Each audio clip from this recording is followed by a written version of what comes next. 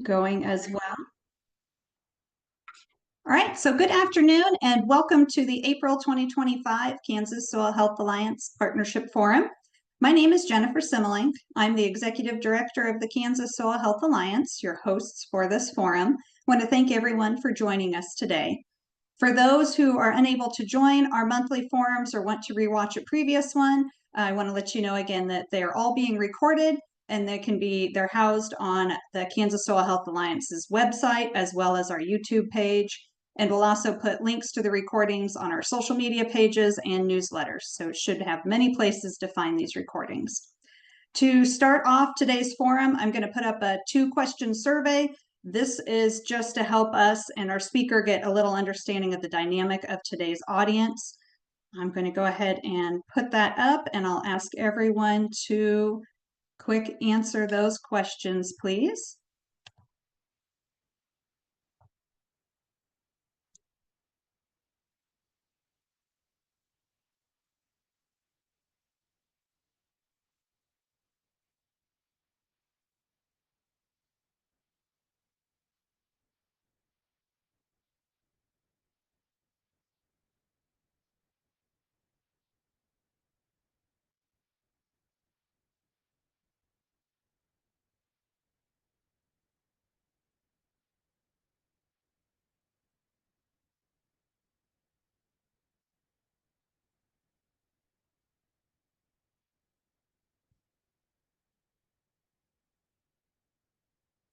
All right, thank you everyone for doing those. So gives, like I said, a little information on who's here with us today.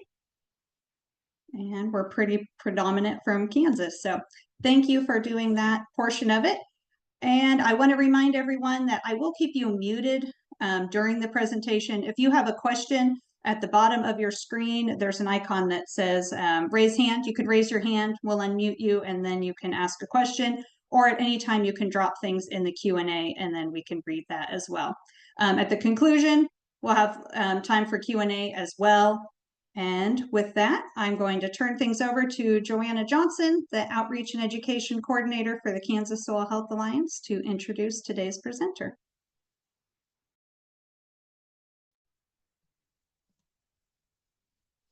Thanks, Jennifer.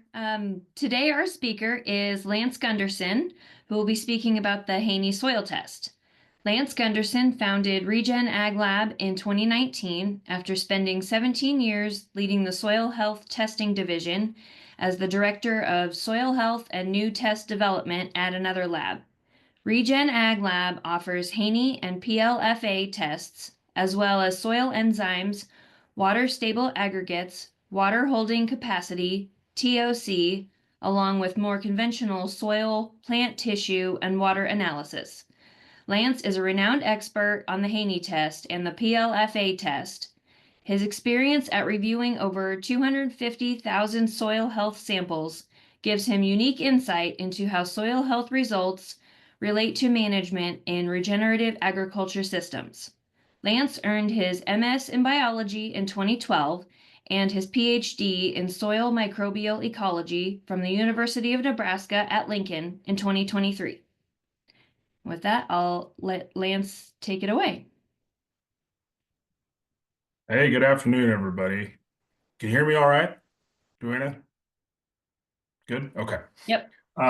Well, thanks everybody for being here, and thank you, Joanna and Jennifer, for putting this together. April's a crazy time of year for everybody, so I'm glad we're getting a little rain and we get a chance to sit down and maybe take a breath for a minute. Today is going to be a little bit different. I'm not going to do a PowerPoint presentation. I'm guessing a lot of you have potentially seen videos or myself talk about the Haney test on PowerPoint. Today, I'm going to actually go through a few reports, and I'm going to walk through what I'm looking at and the steps that I take when I go through and try to interpret one of these reports. This is not going to be able to answer every single question, but I'm going to give some different scenarios, and we're going to go through an actual report and I'll talk about some kind of what ifs and some of the steps we take. So if you have reports, by all means, follow along. Otherwise, like Jennifer mentioned, if you have questions in the middle of it, raise your hand, put it in the Q&A. I want to address those things kind of as we go through. So with that, I'm going to share my screen. You won't have to see my ugly face, and we'll kind of go through one of these. All right. So hopefully everybody can see that. I have zoomed in about as far as I can. This is a real example. It's from 2021, but the report has not changed. This sample, the information's been removed, but it is a 6-inch sample. I go through the same process if we're looking at an 8-inch sample or a 10-inch sample. The only thing different is going to be some of the calculations that we do. But anyway, so this is what a PDF report looks like. And it's slightly overwhelming. There's a lot of numbers here. Yes, I've had 1,000 requests to change the report and lay it out a different way and group different things, but you know what? Can't make everybody happy, so I can't have 1,000 different versions of it. So this is what we've got. So the first thing I'm going to look at, we are going to jump, and I hope you can see my mouse. I'm not sure if we can or not, but I'm going to jump down to the least important number on this report. And it's right here. It's in row 3, and it's labeled SHC. That's soil health calculation. It's about the 5th number from the left. And on this example, it is 14.76. Now I say that that's the least important number on the report. Why in the world would I want to start there? The number itself isn't overly important, but that number tells me where I look next. So, in general, we like to see that score above 7.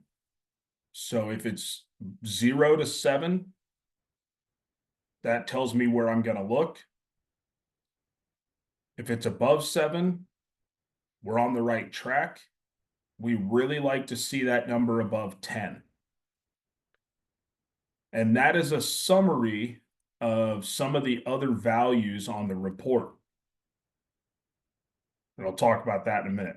So this example, 14.76, that tells me something already. It tells me that respiration is a piece of that score. It tells me organic carbon is a piece of that score. And if that score is above 10, I'm assuming without looking that those other numbers are going to look pretty good. So I immediately jump from soil health calculation and go to the left and look at CO2 respiration. Right here, the first number in that row 3. This one is 90.6. Now, everybody asks me, what should that number be, or what is high or low or good or bad?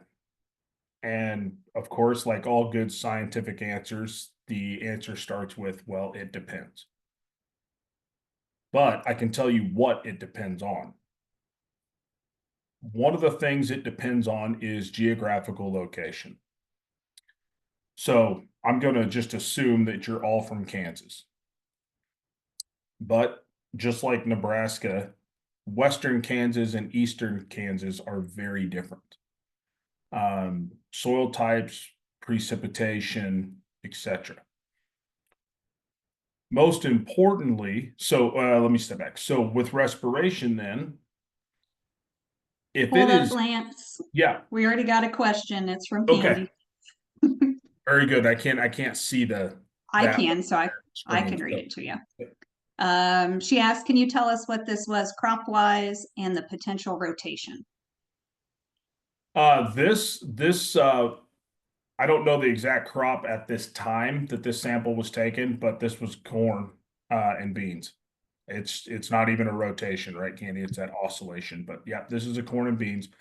I do know it was long-term no-till. Because he's going through. And they, on this particular field, had done some cover cropping. The 2 fields after this were neighboring fields. They were still under the same farmer and the same management, but without cover crops. So that was the only difference. There's 3 examples here, and I'll go through this first one, and then I'll kind of look at the second one, and we'll do a compare and contrast.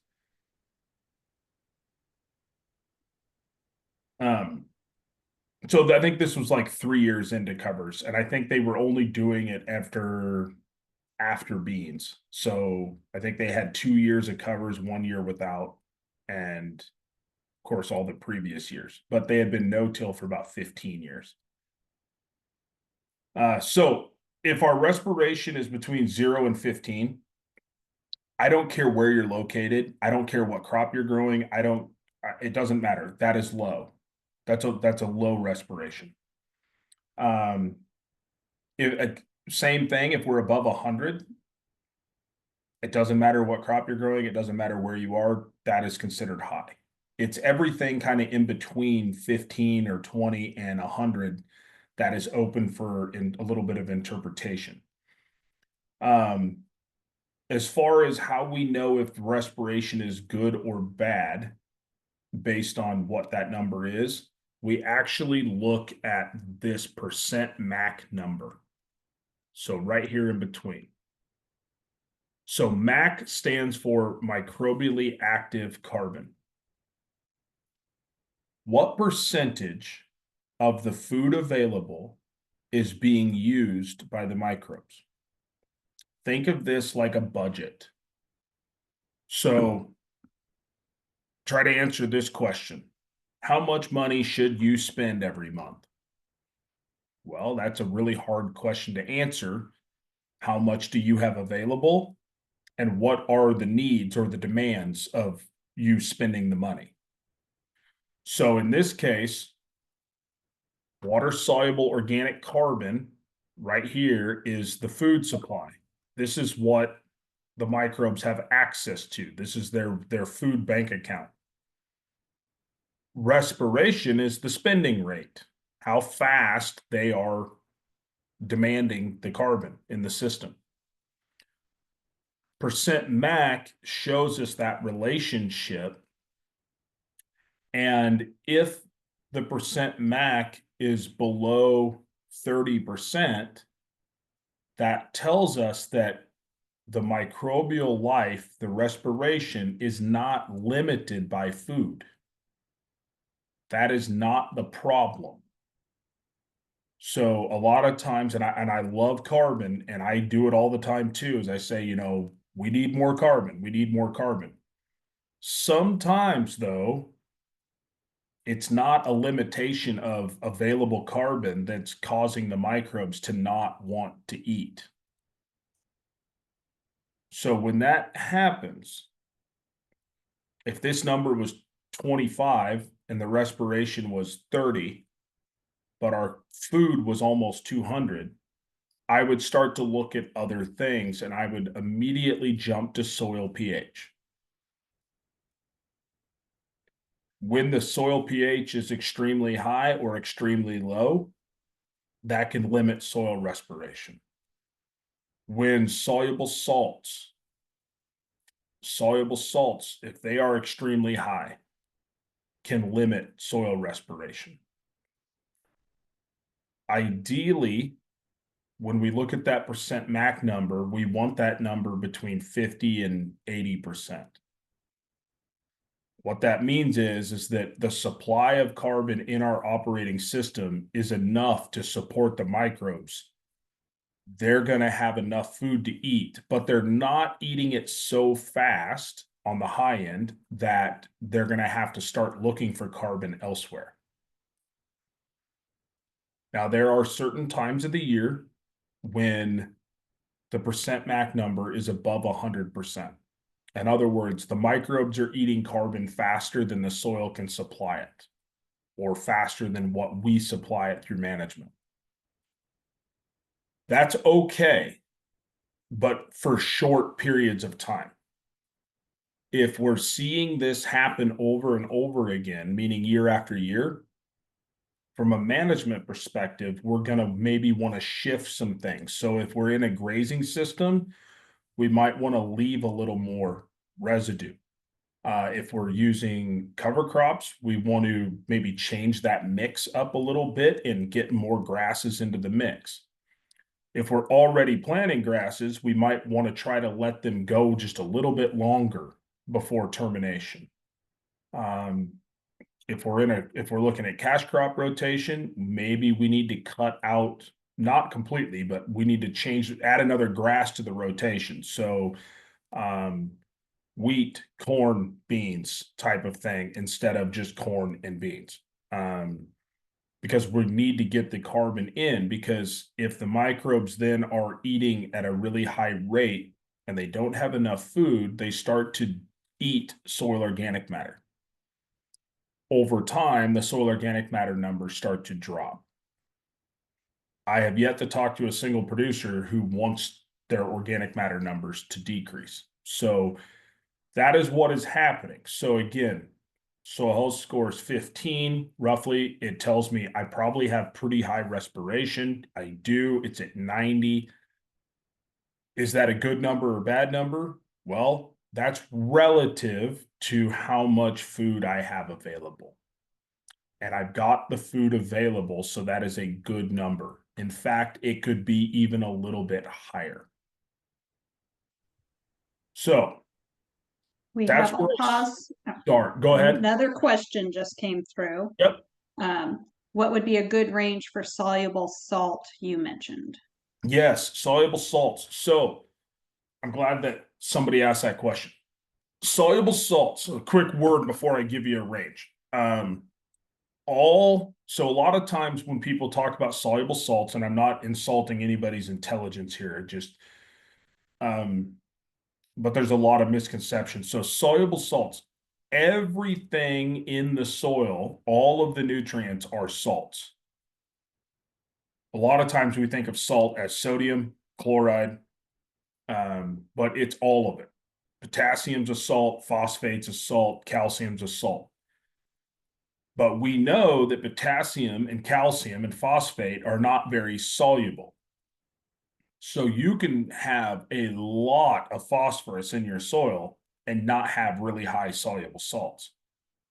Here are the 4 soluble salts: nitrate, sulfate, sodium, and chloride. The lower the soluble salt number, the less overall fertility your soil has. So we don't like to see that number below 0.1. It just tells us that we have a soil that overall has fairly low soil fertility. Most crops start to exhibit salt stress when that number gets above 1.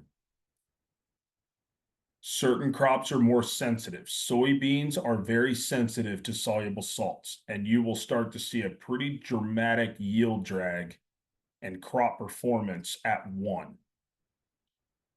Wheat is a little more tolerable, but we still don't like to see the soluble salt number above 1.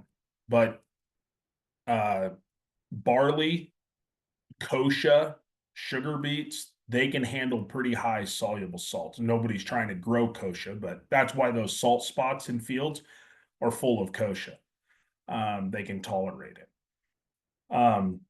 Oftentimes when we're using relatively high nitrogen inputs, what will happen is the soluble salt number in the spring will jump.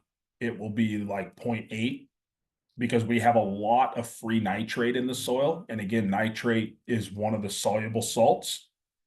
As the growing season goes on, the soluble salt number will come down because nitrate is being taken up into the plant. But I will give you a real world example of this. I don't have the report to show you, but we ran some samples from Minnesota. The organic matter was 7, 8, 9%. The organic carbon, the food available in the system was in the 300s and 400s, twice as high as this one.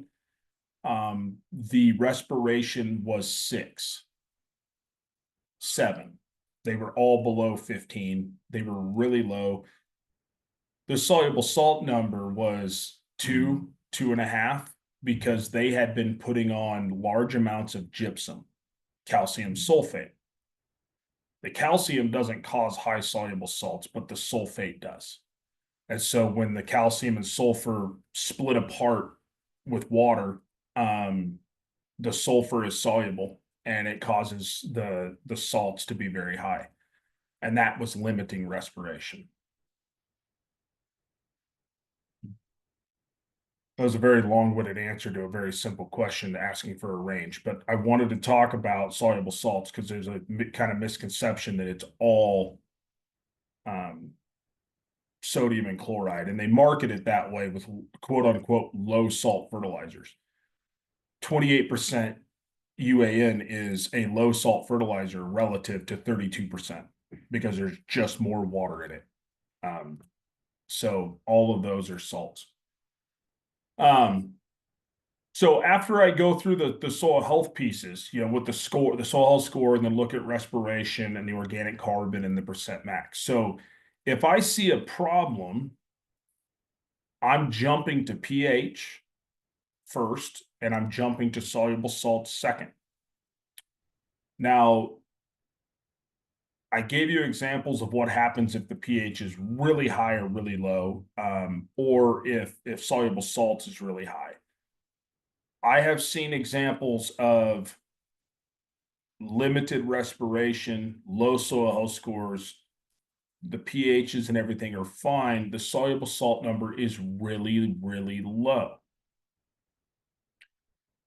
And generally when that's happening, it's because somebody was told that for all fertilizer is terrible and we should never use fertilizer.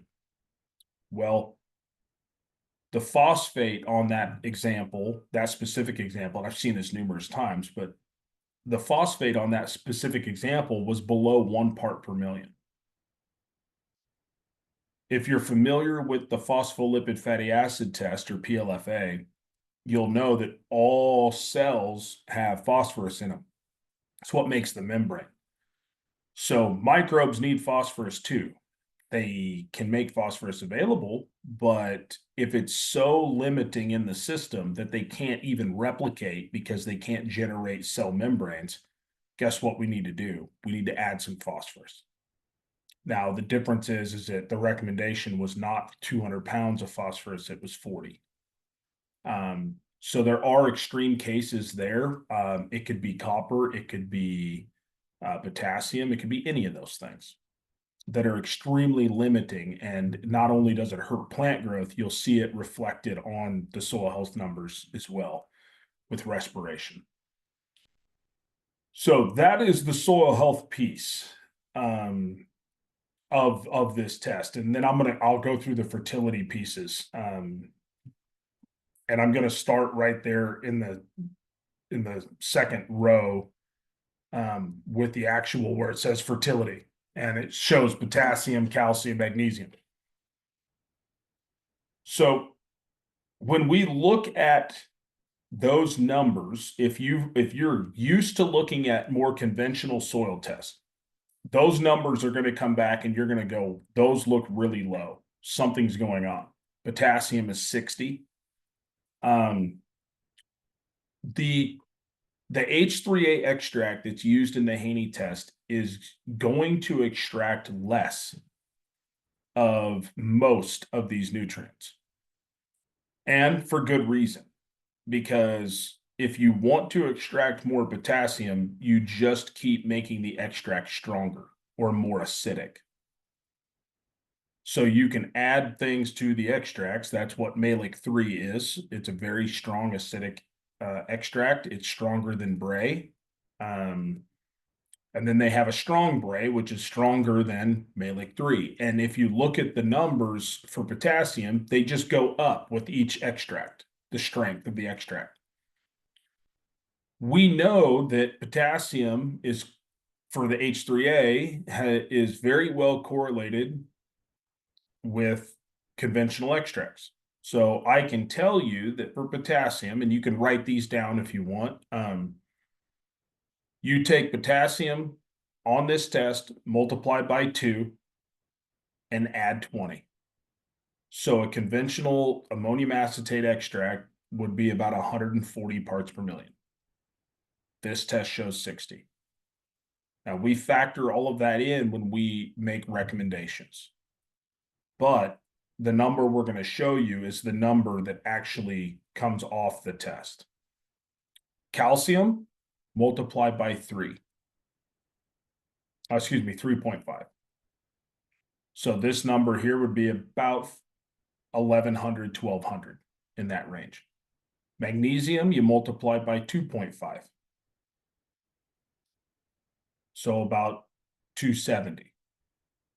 Sodium, you multiply by 1 because sodium is soluble. So the strength of the extract doesn't matter. It's a 1-to-1 relationship. Manganese multiplied by 2. Iron, you actually multiply by 0.5. So it goes down. Iron is more soluble in H3A than it is in DTPA. Copper, you multiply by 4. Do not worry about aluminum. Aluminum is an artifact from Rick Haney's development days on the test. Rick used to not measure pH because he didn't have the equipment in his lab to really measure it accurately. So he used aluminum, calcium, and phosphorus to look at or to kind of guess at what the pH of the soil was.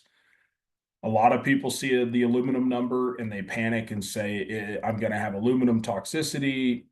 That number is relatively high. Keep in mind that soils are made up primarily of 3 things: iron, aluminum, and silica. There is not a single soil that is short of iron, aluminum, or silica. It's availability, and availability is driven by pH. So if your pH is in the normal ranges, meaning above 5.5, aluminum is not an issue. When you start to get below 5.5, aluminum starts to become so soluble that the plants take it up and we have aluminum toxicity. Sulfur. Now I mentioned before that sulfate is soluble, and it is. Sulfur, this includes sulfate in other forms. So you actually multiply that number by 2. And that gives you a comparison of conventional soil tests using ammonium acetate and DTPA as extracts, which are the common extracts used in the Midwest region. We get out further southeast and it's mostly Malic 3, but we still have quite a bit DTPA and ammonium acetate in this part of the country. So all of those things I just mentioned, they only exist in ion form, meaning that there's not an organic phase for calcium or potassium.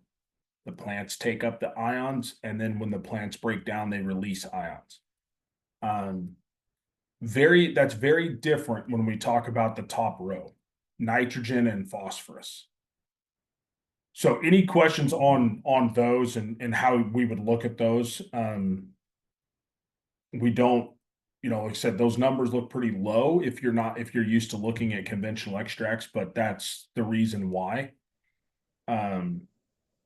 Hey, Lance. Yeah.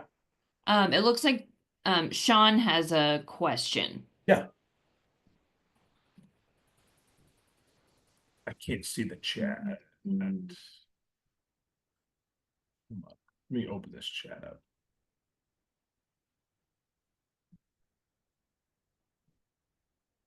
Can you read the question to me? No, he raised his hand. You should be able to unmute now, Sean. Give that a try. All right. See if I can figure out where that is. Well, Sean should be able to unmute himself. Can you take a look and see if you can do that?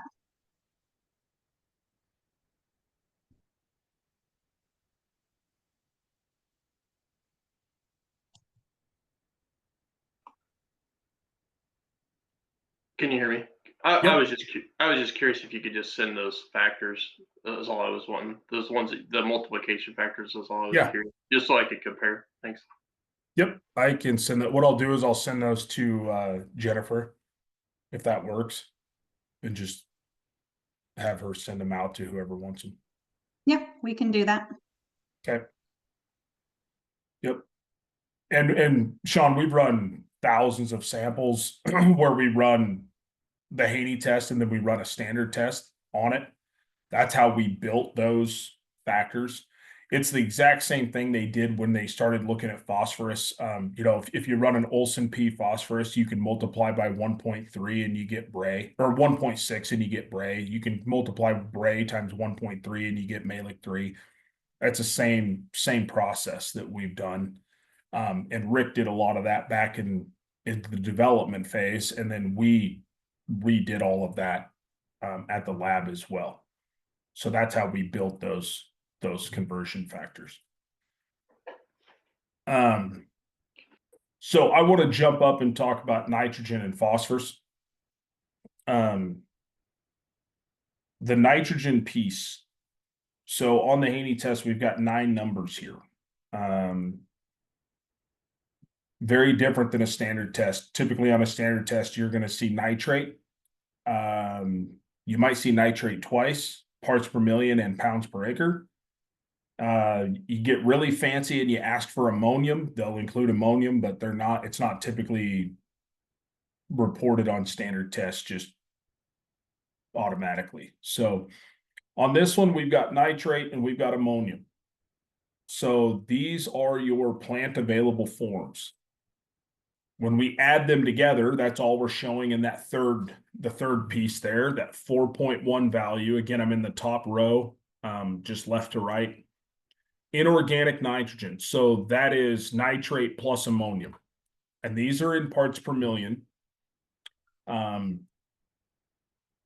just showing you the total amount of inorganic N that your crop has available. We do those on the H3A extract. Again, nitrate is soluble. So when we do the water extract, we repeat nitrate and ammonium. We don't report those. We just report one number, but we do run it twice.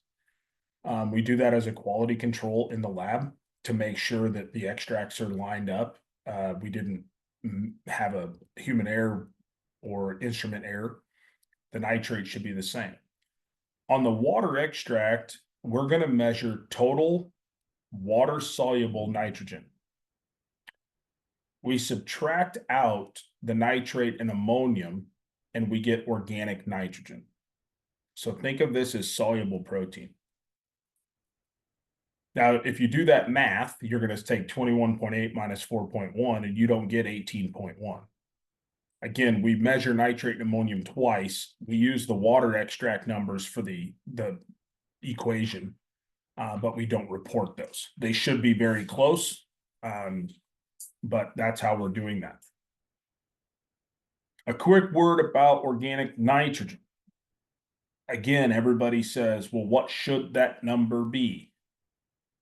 Well, that number should be whatever it needs to be relative to carbon. So we talked about the water soluble carbon earlier. Remember, third row, second number, that's 195. The organic nitrogen is 18.1. And what we're looking for is a ratio around 10 to 1 or 12 to 1. That is ideal. On this example, the C to N ratio, which is down with the soil health numbers, right next to the soil health score, is 10.78 to 1. So that tells me that my organic nitrogen is where it should be relative to my organic carbon. If my ratio was 7 to 1, then that tells me that either my organic nitrogen is too high relative to carbon, or my carbon is too low relative to protein, my organic N. Either way.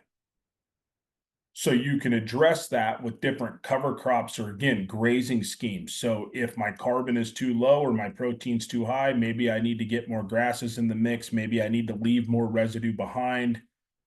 That is the least or the less common of the two. Typically, if the ratio is off, it's too high because we have corn and wheat, and maybe somebody's planting cereal rye in there as a cover, or they got grain sorghum in there. I mean, it's all grasses. And so we end up with a lot of residual carbon that's hard to break down, and the seed-in ratio starts to creep up. The reason why that, excuse me, the reason why that matters has to do with nitrogen availability. So if that ratio gets above 15-1, we start to limit the amount of nitrogen the microbes are going to supply to the crop. They start to tie up more of it. We see this when we have rye that is planted ahead of corn, and we let the rye get very mature. More common probably in the eastern half of the state, very common in Iowa. They let the rye get very mature. It gets very lignified, high carbon residue, and we have a nitrogen penalty. It's not that the nitrogen leaves the system, it's the microbes tie it up so they can start to break down that high carbon rye residue. Conversely, I have seen fields where we've had 15 years of soybeans, 15 years in a row of soybeans, and the seed-in ratio on that particular field was about 5-1. Without the carbon in the system, the soil started to collapse, and it essentially looked like concrete. And it was 30-year no-till, and it looked like concrete because there's just no carbon in the system, nothing's cycling, nothing's breaking down. There's no energy to do any of the work. So again, what should the number be for organic in? It's relative then to carbon, and the ratio is the most important thing. As we manage the system, we'd love to see the carbon go up, but we also want to see the organic in go up. That's going to give you the biggest return, and we'll talk about the return. So that next number up there back in the top row, next to organic nitrogen, we have a ratio between organic in and inorganic in. When we interpret that value, what it's telling us is that if that ratio is above 2, so this one's 4.86-1.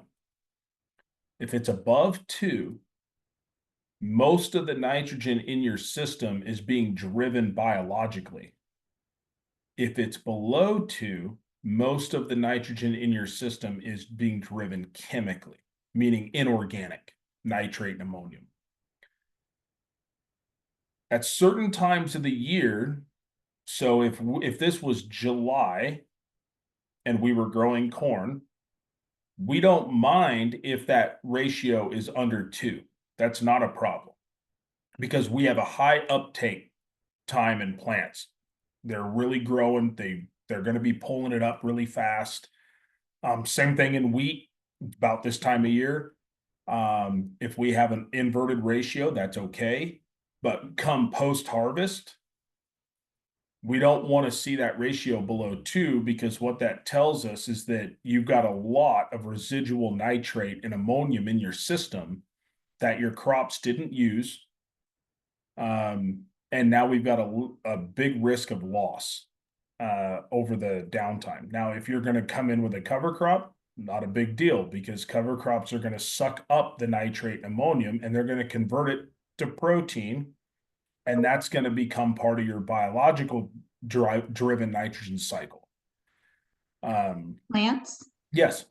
we had another question on that ratio, the nitrogen ratio. Can you repeat it, please, on the ratio, what's being driven by biology or chemistry? Yeah, so if the ratio is above 2-1, it tells us that most of the nitrogen in your system is driven biologically, meaning that it's in an organic form. Protein, just think of protein. And the release it's a slow release process as the microbes chew up protein. So the nitrogen moving through your system is driven biologically. If that ratio is below 2, it tells us that most of the nitrogen in your system, especially below 1, but most of the nitrogen in your system then is being driven chemically, meaning that it's nitrate and ammonium, which are ions, and they're going to move in the system. And so at certain times of the year, that's okay. And at other times of the year, outside of the growing season, we want the nitrogen to be tied up in the system biologically. We know we're going to get it back, but we don't want to lose it. And that has a lot to do. You'll hear all of that really summarized in a couple words. They talk about nitrogen use efficiency. That's really what they're talking about. They just never say it that way. So next to that ratio, we have ORG-NREL, which is organic nitrogen release. And yes, by the way, Jennifer, I will also send you the report definitions. Some of you probably have seen it, but I'll send that to you. Unfortunately, trying to cram all this into one page is tough without some abbreviations, but organic nitrogen release. This is the credit that we are calculating from the soil health test or from the Haney test.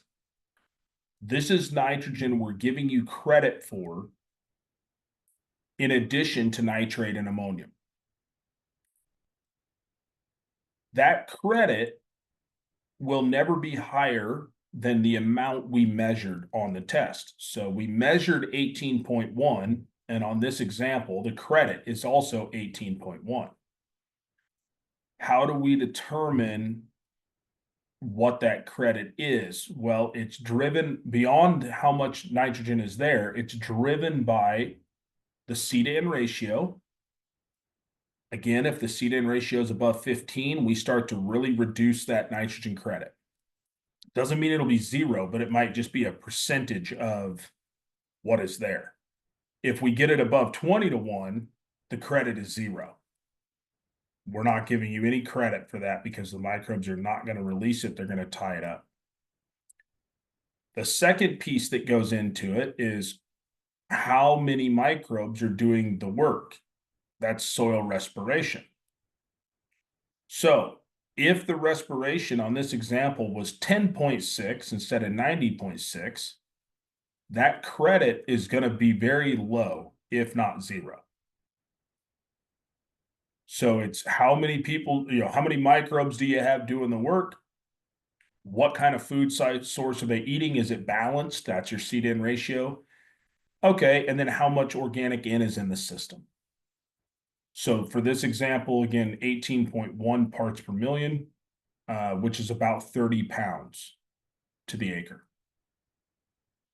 Then we have a reserve, and the reserve on this example is 0. It's just showing you that you've maximized the credit. So as a farmer, when I look at that number and I say, okay, I maximize the credit, how do I get more? If I want more, how do I get more? Well, if you've already maximized the credit, the easiest way to get more is to increase the amount of organic nitrogen in the system. Manure, grazing, high protein cover crops. Again, though, you want to make sure that you've got carbon in the mix, right? You want to have some of those things in there. But if that organic N went up to 25 parts per million, you're probably going to get a higher credit. If the reserve is anything other than 0, let's say the credit was 9 and the reserve was 9, so it's half. And you said, well, how do I get the other 9? Well, it's not adding more nitrogen or more protein at that point. It's what's limiting your release.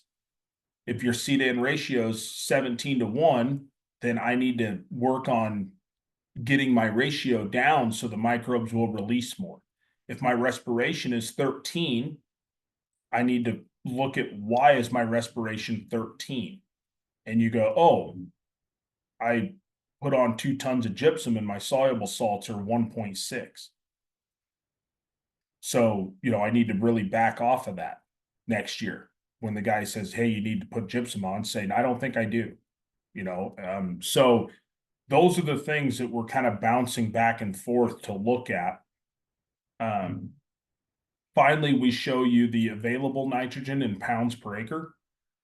This is your nitrate plus ammonium plus organic nitrogen release. So 22.2 in this case. And then we multiplied that by 0.3 and multiply that again by the depth in inches. So 0.3 times 6 is 1.8. 1.8 times 24, whatever I said, 22.2 is 39.9. If the sample was 8 inches deep, we would take 0.3 times 8, and that's a factor of 2.4, and multiply that by 22.2.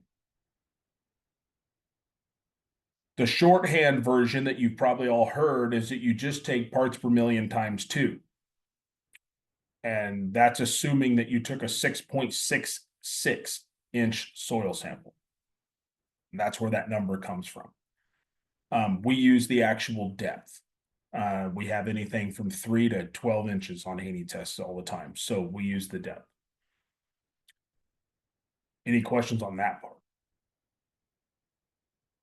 Okay, so I'm going to, before I talk about phosphorus, well, actually, phosphorus it's the same process. So we measure total soluble phosphorus, meaning phosphate plus all other forms of phosphorus that are soluble in H3A. Phosphate is what your plants take up. So that second number is phosphate. That is inorganic phosphorus. That is what the plants take up. The difference between the two then is organic P. And in this case, 2.2, we calculate a release similar to nitrogen and a reserve, and then we show you that in pounds per acre. It's a little different equation for pounds per acre because phosphorus doesn't behave like nitrogen does. It doesn't move in bulk flow. Phosphorus is an exchange. But the one thing I want to point out is that you look at the release. This is a low one, 2.2 parts per million. Keep in mind, it takes about 18 pounds of P2O5 fertilizer to raise your soil test 1 part per million. So 2.2 as an additional credit is equivalent to about 40 pounds of P2O5 fertilizer, or about 80 pounds of 1152O to the acre. So that number is impactful, and it is important because it looks like a relatively small number, but pound for pound, it's a pretty big one. So the last little piece to mention is the nitrogen comparison box. That's down next to the soil health numbers. We have traditional N.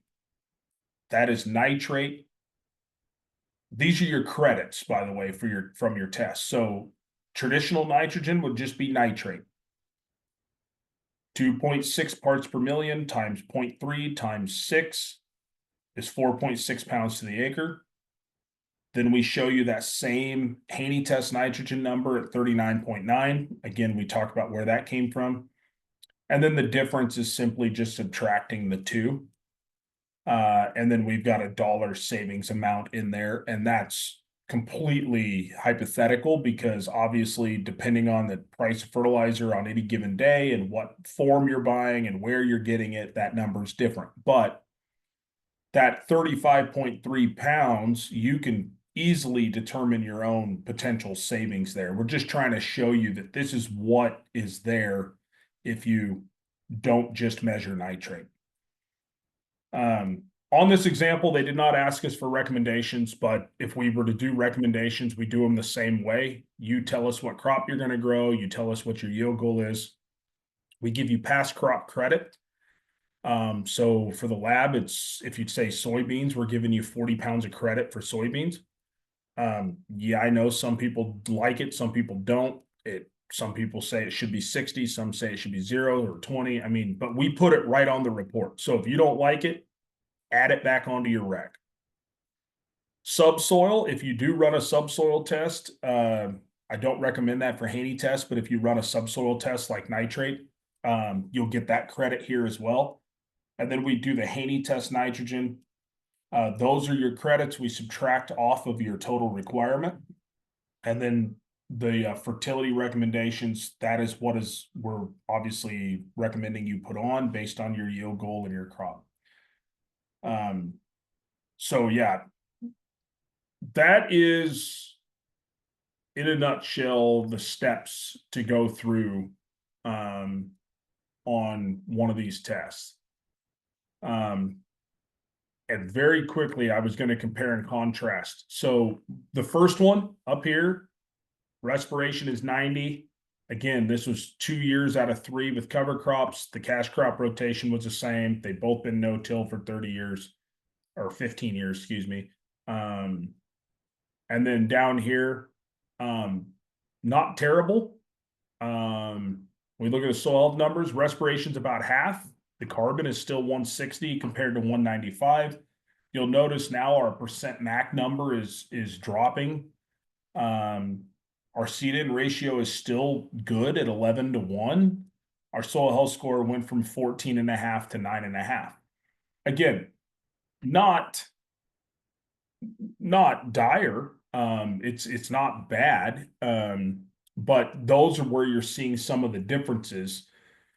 The rest of the fertility numbers all are relatively similar. The organic phosphorus release is 2.2. That's what we calculated from this one. You'll notice there is a reserve on the organic phosphorus. You didn't get all the credit. Respiration is lower. This one mostly, we've got a little bit of limitation on soil respiration, not necessarily from food. I would be looking at additions, a little bit of sulfur, relatively low sulfur on this one. And then this one also has lower respiration, mostly because it was fallow. Notice these samples were taken about this time of year. This field was fallow from the year before. The other field had cover crops in it.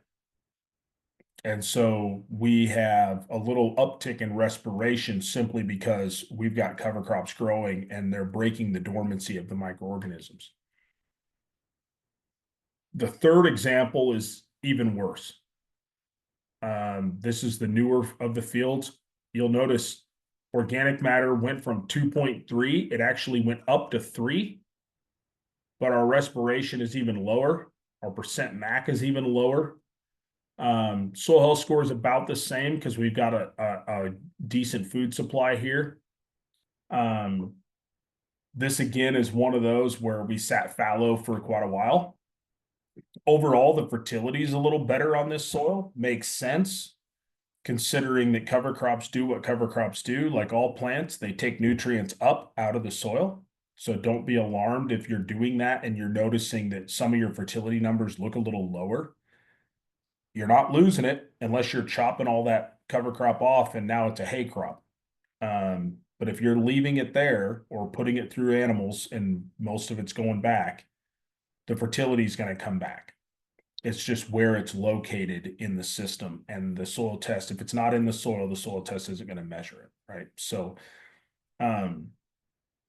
those are some of the compare contrasts, but anyway, that's how I walk through a report. So I'm going to stop yapping for a minute. I'm going to stop sharing my screen, so you're going to have to see my ugly face again, and then I am happy to take questions if there are any.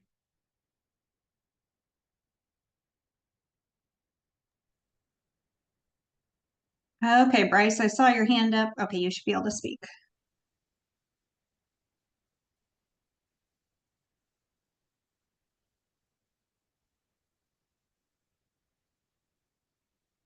Looks like you're good, Bryce, if you want to go ahead and ask your question.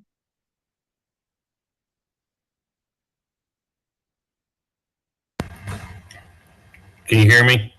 Gotcha. Okay. Hey, Lance. Hey, so kind of just seeing there's a lot of regen experts out there that focus everything on organic matter, and also a lot of products out there that prove that you're going to raise organic matter fast. All this. We're trying to see, you've seen a lot of these tests, especially out here in Western Kansas. You can have a healthy soil on a 1.5% organic matter and a very functional soil. Yes. So it's hard to not get people caught up in looking at that organic matter. We know there's definitely functions when organic matter goes up, but if you're just throwing high carbon sources out there, to try to raise organic matter and all this, and then you're not a full functioning system, just see what your take is on why guys are focusing so much on that organic matter. Yeah, it's the way I look at organic matter, Bryce, is like it's like having $1 million in your bank account. It gives you a lot of buffer to make mistakes and spend money on stupid things, but that doesn't mean that it's necessarily a healthy system. I think most people focus on organic matter because it's kind of the gateway that a lot of producers are used to. They know what organic matter is. They've been talking about it for 50 years or they've seen it. And so I think a lot of times people focus on that as the first step. But you're certainly right. I gave that example. Minnesota, 8, 9, 10% organic matter. Soil respiration was in the floor. I mean, through the floor, because the system itself wasn't being managed properly. Some of the best soil health numbers I've seen are on soils with 1.5% organic matter. And part of that is that the guys that are farming that low organic matter soil are generally a little more aware that they've got that issue, and they're doing some better management practices compared to the guy who's got 10%. The guy at 10% is like, well, I'm going to till the soil 15 times and I'm going to dump all this stuff on, and but you see it reflected in the rest of the system. Keep in mind that soil organic matter is 60% dead microbes. And so some of the discussions from some of these people about organic matter is they say, oh, we'll just dump all this carbon on the soil. No, you need the microorganisms to actually make it turn into organic matter. And the organic matter itself is 60% dead microbes. So I've even had some people, and I won't name the universities, but I've had some people say, well, we don't want soil respiration because that's just carbon leaving the system. You don't want it. And I said, well, you got to keep in mind is that the way you make organic matter is through microbial activity. So yes, the microbes spend a lot of carbon. The more microbes you have, they are spending a lot of carbon, but they are actively dividing, they're replicating, and that is where the organic matter comes from. You want to build organic matter, make your soils more active. But if you make them really active without keeping the carbon inputs in, then they will start to eat themselves, essentially. And that's when the organic matter goes down. You want a product that's going to increase your soil organic matter overnight, go put 20 tons of manure on. Watch your organic matter triple. The people that have all the products that say they're going to raise organic matter, there's no way to do it faster than plants. There's no cheaper way to do it than plants, and keeping the microbes fed. That is what speeds up organic matter buildup. And when you're in a semi-arid environment, the hard part is having enough moisture to grow the plants, right? The benefit, though, is that if moisture is limiting, guess what? The microbes don't eat as fast. You go to Florida and they got all the rain and they got all the sunshine you could want. Their problem building organic matter is that the microbes are eating at a very high rate, 350 days a year. which is very different than where you're located, Bryce. And I think that's a good Lance, point, Lance, to say that, if I have a soil health calculation score of 8, it's context for me. I don't need to compare myself to someone that has this, somewhere not around me that's a 17. Absolutely. That's right. That's right. And that's what I talked a little bit about relative. I mean, I've seen soil scores from the desert southwest of New Mexico at 7. Their neighbor is 1.2. And a native piece of ground there is scoring a 7.4. I mean, that's completely different than a score of 7 in Iowa, right? The reason we say we like to see it at 7 is because that's where you're gaining economic benefit.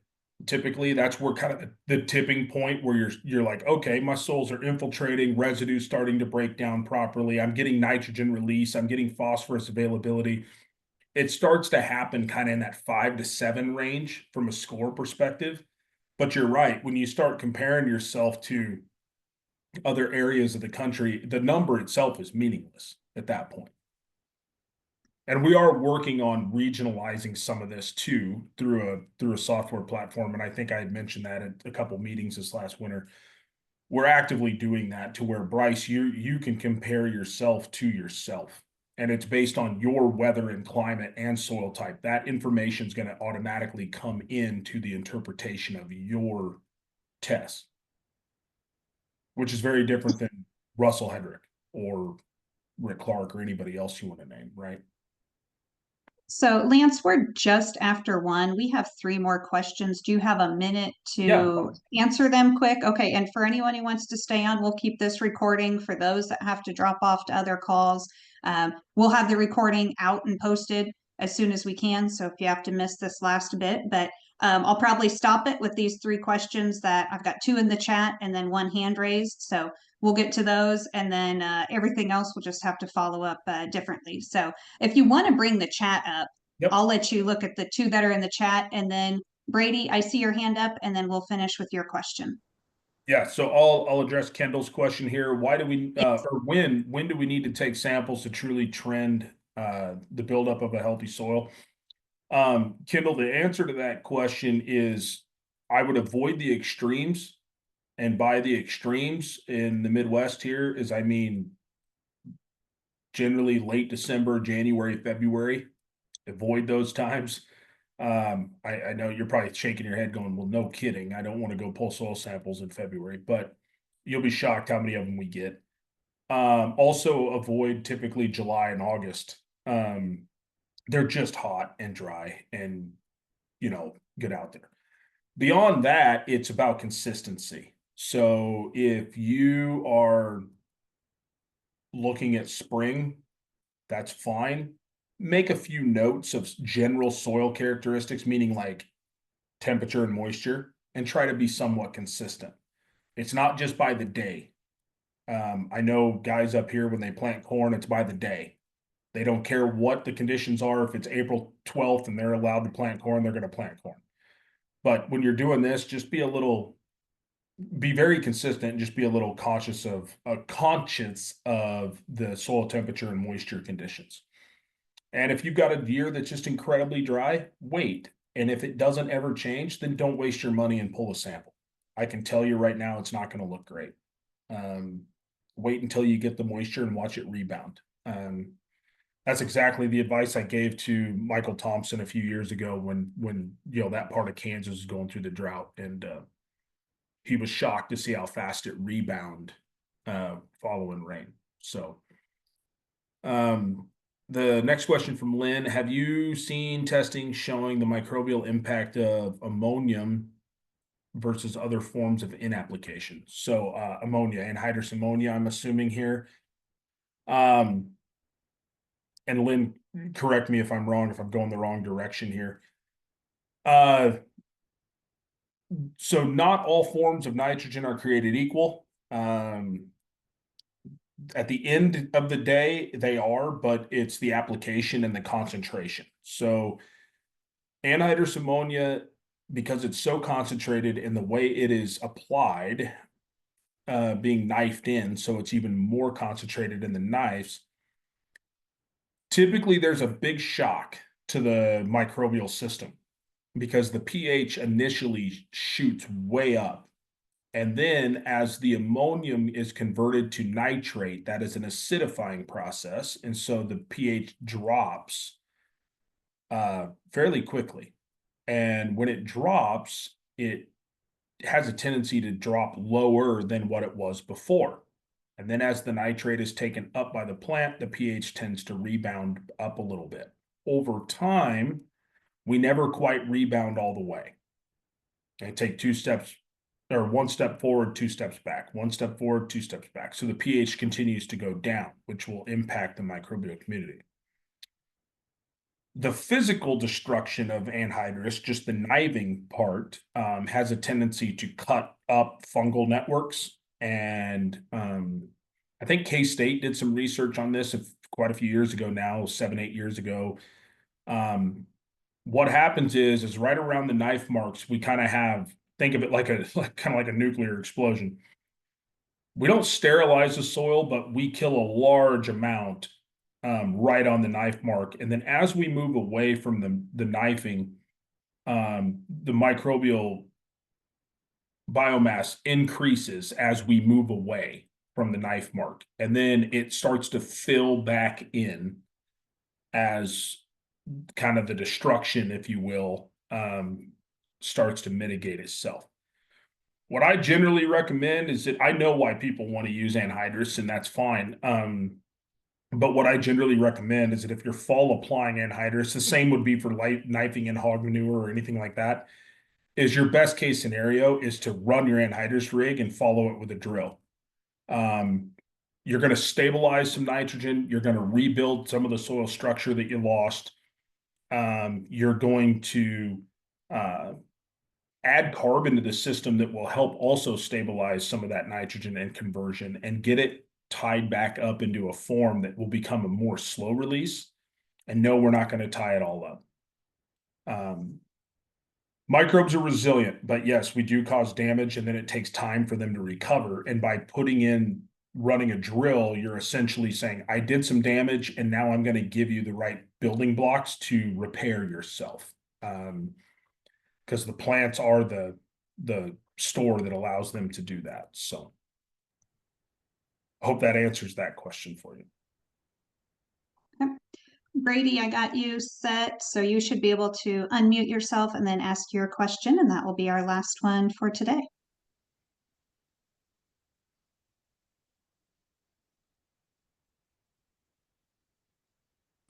Hello. Yes. We can hear you. Cool.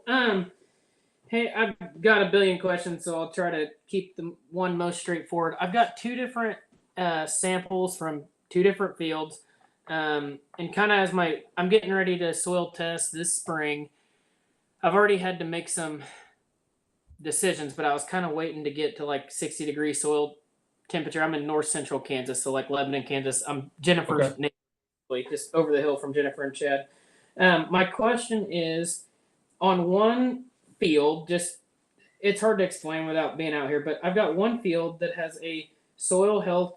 So under the soil health on the SHC, I've got a 15.67. Okay. I've got a carbon to nitrogen ratio of 13.96. Soil respiration of 145.6. I'm just rattling off numbers. My point is, traditional N, under the nitrogen comparison, it says traditional N 6.7, and it says Haney N 38.7. And as you walk backwards, when you talk about the ratio between organic nitrogen or organic N and inorganic N, I've got a 2.58. So like the question I had in the chat box, essentially my nitrogen on this particular field is being driven biologically. Is that correct? Yes. So going into my next crop on this particular field, and I'll give you another field that is what raises questions for me. If I wanted to go to a photoperiod sensitive sorghum sedan and winter stockpile graze it, if I had available in of 38.7 pounds. I'm like right there as far as like adding additional nitrogen. It's all relative, but depends on who you ask. But some people would say you need 50 or 60. And again, it all depends. So my point, so where I'm getting at, what's confusing is I'll tell you this other test. I did go ahead and throw out urea for this field. It's going to go to that, and because I'm going to need nitrogen. Now, granted, I haven't tested. These tests are from back in July, and I need to test now to make better decisions going forward. But I have another test on a different field that was alfalfa, and the numbers I give you will make sense that it was alfalfa. The carbon to nitrogen ratio is 10.9. The soil health score, the SHC, is 14.71. My H2O extract, my ratio is 0.87. So that would mean that I'm chemistry driven on that, which would make sense because we're throwing MAP and DAP and 40 rock and all that back when we were haying big time.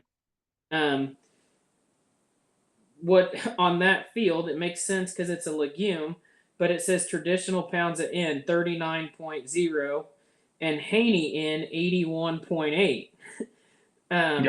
So it's like, I don't need anything over there. However, I guess that's what's confusing is like this field is essentially less healthy. My respiration's 128.9. My MAC percentage is 94.7. Same thing. I'm going to go to that photoperiod sensitive sorghum sedan and graze. I did throw out 62 pounds of material of urea 2 or 3 weeks ago. Without having tested. Say what you want about that. I was just waiting for like better weather. I didn't want to go soil sample with temperature 50 degrees. Anyway, can you speak to that? I guess clarify that if I'm even asking the right question. Right. So when you sampled that, it was in July last year, right? Both of them, July 29th. What did you have growing in July last year? Was it alfalfa? Well, we sprayed it with finesse and planted winter wheat, and it came back. So it was like it was winter wheat that we took to harvest, but then the alfalfa came back right through it, growing crazy. Right. So you had sprayed it out prior to sampling it? Correct. Yeah, we sampled it shortly. It'd be, I guess, after wheat harvest. So what you're seeing is the breakdown of the alfalfa. So if you told me, so like, for example, if you told me that your previous crop was alfalfa and you had a good stand, the past crop credit we're going to give you is 100 pounds. Soybeans, it's 40. So what you're seeing is that you terminated the alfalfa. You've got nitrogen in that material. It's a high protein crop, right? So in July still, or in August, it's warm enough. And if there's moisture anywhere, then what you're seeing is you're seeing nitrate, that inorganic N, that traditional N. That is what happens when microbes eat protein and mineralize nitrate. So they're releasing nitrate. And so during that decomposition phase, the nitrate's going up. You have a lot of soluble protein in that system because of alfalfa. And so that's why your nitrogen numbers are so high, right? It's not, and your soil health is still good. I mean, you said 15 point something to 14.7. I mean, you've got your percent MAC was 97%. I mean, so the microbes are chewing through that material and they're kicking nitrate out. And when that wheat starts to take off, the wheat's going to start sucking nitrate out and your nitrate will start to go down. That's what you're seeing happening following alfalfa in that case. If you retest and the soil has 30 pounds of nitrate in it, plant your sorghum and you can do applications later in the year if you need to. If your nitrate is 6 or your available is 6, I would recommend 30 or 40 pounds of urea at planting. Because keep in mind, when we say you're going to get 30 or 40 pounds of nitrogen, that doesn't mean you're going to get it all right away. So think of nitrogen in that case as a starter fertilizer. If you're very limited, in order for the roots to grow out and start to explore and pick up others, a little bit of nitrogen will help you in that regard. and put the growth on. If you're winter stockpile grazing this, but you're going to end up using a lot less than what you would in a traditional sense to get that winter stockpile. Because as your soils warm up, and as sorghum Sudan pumps a lot of carbon in the soil, a lot, 60% of all the carbon it captures through photosynthesis is going to get pumped into the soil through the roots. That is a fuel source for those microbes to start releasing the nitrogen that was there. And they will release it. It'll be in July, it'll be in August, potentially into September, some in June. And that will happen. And so you'll notice, but you need a little bit on the front end potentially, depending on what your soil tests show you. Yeah. So like I said, we took these tests. This is the first time we did Haney test. We took these back in this last summer. Going forward, to make a true agronomic decision, I didn't want to use these tests, but I also didn't want to take them in like February or March. So like here in the next couple weeks, take them. But in the meantime, it's like I kind of got to be farming, so I went ahead and we spread just a little bit of urea. I've got a drone. I can go back and spoon feed it. The last thing, and then I'll let you go on. I know I'm hogging the time here, but on that same note, if it's healthy, you mentioned on soluble salts, if you had a 0.1 or low, is typically bad because you'd have quote unquote like unhealthy soils because all your other nutrients are yeah. So if it's below 0.1, what that tells us is that you've got overall just a relatively low fertility soil. That doesn't mean it's not healthy. Keep in mind, if it was a native system and it was below 0.1, whoop-de-doo. But we're not asking native systems to produce like we are in ag systems, right? So that's what whenever somebody tells me like, oh, nobody fertilizes the prairie, nobody fertilizes the forest. I said, you are 100% correct. But you know what the difference is? We don't chop down a mature forest and then expect it to be another mature forest to chop down again next year, right? That's ag. Like we chop it or whatever we're doing with it, and we expect it to do it again next year and next year and next year. So if you're below 0.1, just keep in mind that you might start to see drag in production because the production level we're asking the soil to produce is much higher than what it would be in a native system.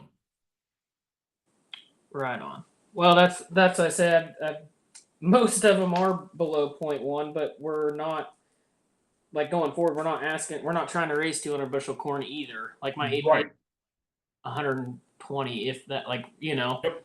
and then with the drone, like I say, you can spoon feed all that. And if I'm going to graze it, even as it pertains to putting on nitrogen now to get started, guys are like, well, you're going to mine it. It's like, I'm not hauling any of that winter stockpile to town. It's That's all right. back in the ground. So if I went out and put whether any type of product from anybody on there to help that crop out, it's just gonna whatever the cattle walk off, all they're walking off with. Right. What I would recommend is that you plant, run these tests, but then maybe a little bit of in up front, plant, and then if your crop is not showing any kinds of deficiency, micronutrient deficiency and whatnot, then you're good. If you are, then you said you got a drone. That's what I would be doing. Address it that way. I wouldn't spend the money up front. I wouldn't put all that stuff out there just because you think you might need it. And that's the one thing about soil health that's really crazy is that I see this all the time. You can have two soils that have exactly the same zinc level or phosphate level or whatever. They're literally touching each other. The fields are. One of them, they're both growing the same crop, but one of them shows zero deficiency of any of those nutrients, and the other one shows phosphorus deficiency, right? Conventional agronomy would tell me that both of those fields should have had the same amount of phosphorus applied based on the way recommendations work. But we're staring at both of them, and one of them is showing no deficiency, and the other one is.